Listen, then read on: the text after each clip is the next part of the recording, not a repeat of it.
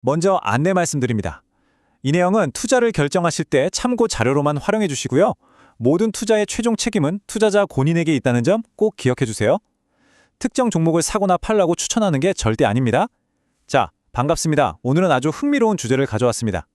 바로 제명노닉스라고 불리는 새로운 경제정책의 큰 그림을 한번 뜯어보고 이로 인해서 앞으로 거대한 돈의 물줄기가 어디로 향하게 될지 그 새로운 지도를 여러분과 함께 펼쳐보려고 합니다. 왜? 바로 이 문장에 앞으로 펼쳐질 변화의 핵심을 딱 보여주고 있어요. 그러니까 에너지 문제나 디지털 패권 경쟁처럼 너무나 거대해서 시장 혼자서는 해결하기 힘든 문제들을 이제 국가가 직접 두 팔 걷어붙이고 나서겠다는 거죠. 어떻게 보면 본격적인 국가주도 성장의 시대가 열린다는 신호탄이라고 볼 수 있습니다.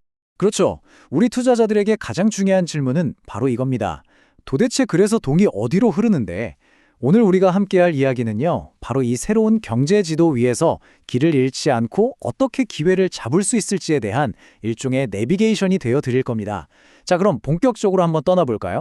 오늘 우리는 이 거대한 지도를 크게 4가지 구역으로 나눠서 살펴볼 겁니다.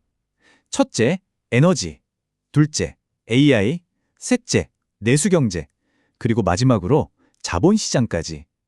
각 구역에 어떤 기회가 숨어 있는지 샅샅이 파헤쳐 보고요. 마지막에는 이 모든 걸 종합해서 우리가 실제로 써먹을 수 있는 투자 전략까지 한번 짜보겠습니다. 이 정책의 핵심 철학은 전환적 공정 성장이라는 건데요. 말이 좀 어렵죠? 쉽게 말해서 국가가 먼저 대규모로 돈을 풀어서 성장의 판을 깔아주고 거기서 생긴 이익을 다시 사회에 나눠줘서 또 다른 성장의 불씨로 삼겠다. 이런 선순환 구조를 만들겠다는 구상입니다. 우리 투자자들한테는 이게 뭘 의미하냐? 아주 명확한 시그널이죠. 정부 돈이 흘러가는 길목을 지켜라. 이게 핵심입니다. 자, 그럼 첫 번째 핵심 테마, 바로 에너지 슈퍼하이웨이로 한번 들어가 보겠습니다. 이건 말 그대로 우리나라 산업의 혈관을 새로 까는 어마어마한 인프라 프로젝트입니다. 문제가 뭐냐면요. 지금 반도체나 AI 산업 때문에 수도권은 전기가 엄청나게 필요한데 지금 있는 전력망으로는 감당이 안 되는 거의 포화 상태거든요. 그래서 남쪽 지방에 남아도는 재생에너지를 수도권으로 끌어오는 거대한 에너지 고속도로를 새로 놓겠다는 겁니다. 국가적인 대수숙인 셈이죠. 이 거대한 프로젝트를 가능하게 하는 핵심 기술이 바로 HVDC, 초고압 직류송전입니다. 이걸 아주 쉽게 비유하자면 전기를 실어 나르는 KTX라고 생각하시면 돼요. 기존 방식이 여기저기서는 완행열차였다면 HVDC는 전력 손실 거의 없이 목적지까지 에너지를 빠르고 효율적으로 배달하는 초고속열차인 거죠. 특히 바닷속에 케이블을 깔아야 하는 구간에서는 이 기술이 없으면 아예 불가능합니다. 이 표를 보시면 정말 재밌는 게 이게 단순히 케이블 까는 회사만 돈을 버는 구조가 아니라는 겁니다.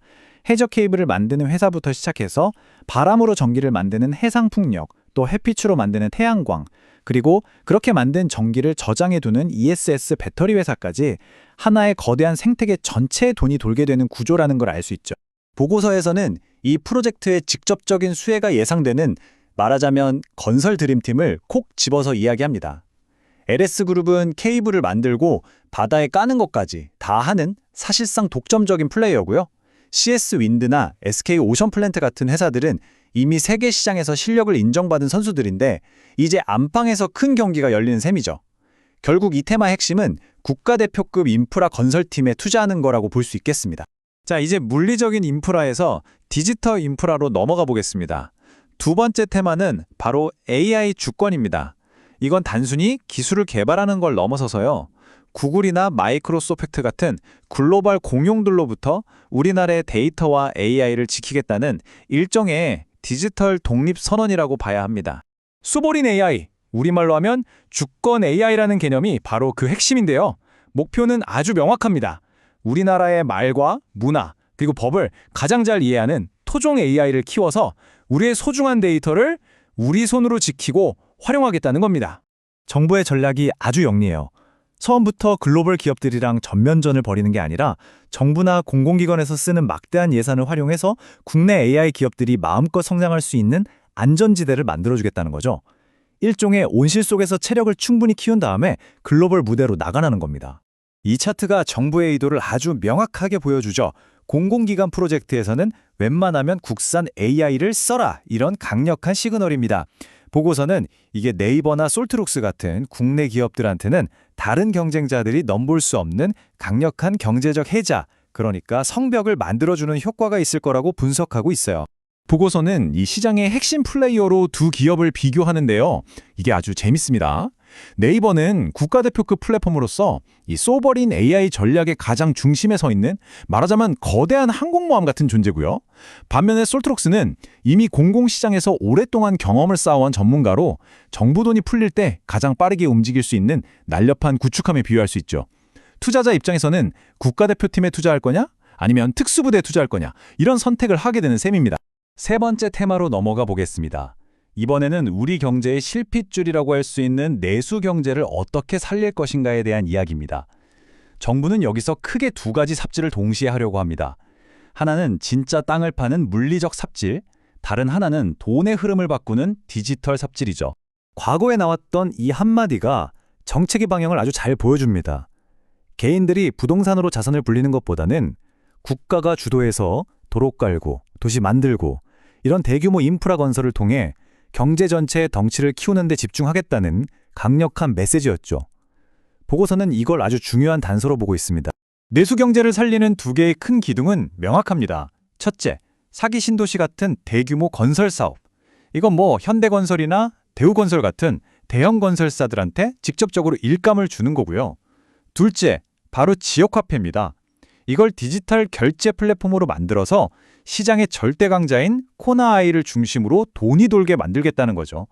이 테마의 핵심은 어떻게든 얼어붙은 내수 경제에 돈이 강제로 돌게 만들겠다는 강력한 의지라고 볼 수 있습니다. 자, 드디어 마지막 네 번째 테마입니다.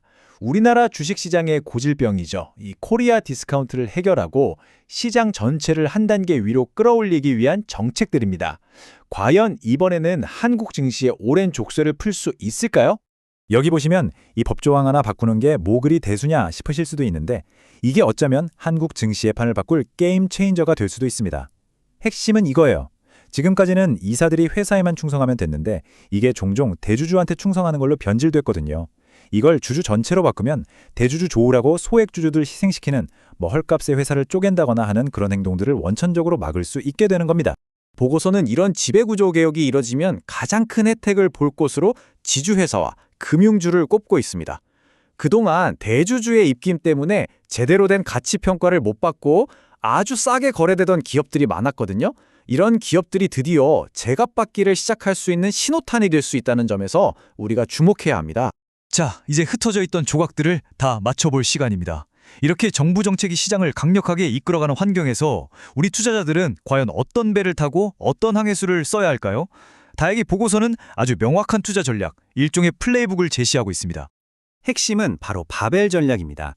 우리 헬스장에서 드는 역기 아시죠? 양쪽 끝에 무거운 원판을 끼우는 것처럼 포트폴리오 한쪽에는 에너지나 AI처럼 정책 수혜가 확실한 성장주를 싣고요. 다른 한쪽에는 건설이나 금융주처럼 바닥에 있던 저평가 가치주를 싣는 겁니다.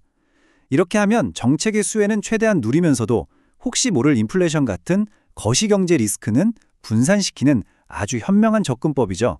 보고서는 이 전략을 바탕으로 구체적인 포트폴리오 예시까지 보여줍니다.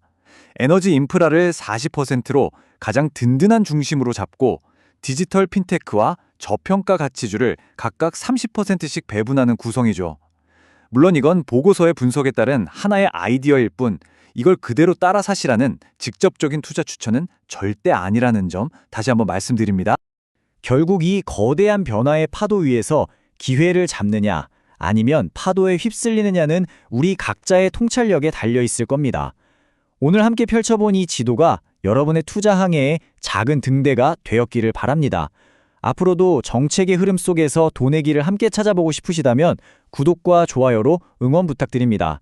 이상 돈의 흐름을 읽어보는 시간이었습니다.